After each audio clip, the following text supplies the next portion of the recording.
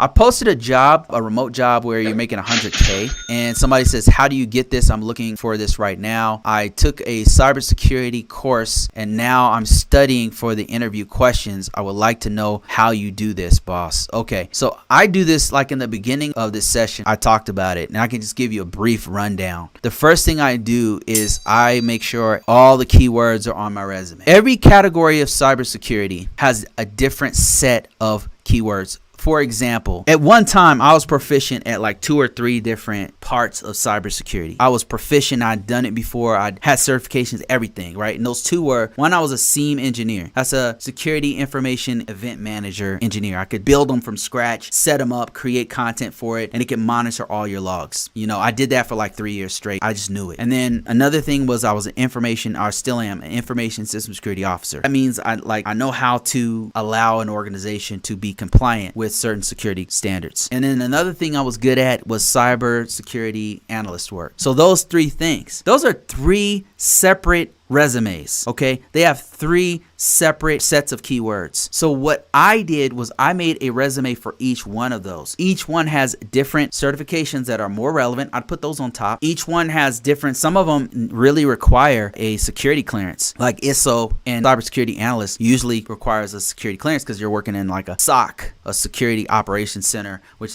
has classified information and blah, blah, blah.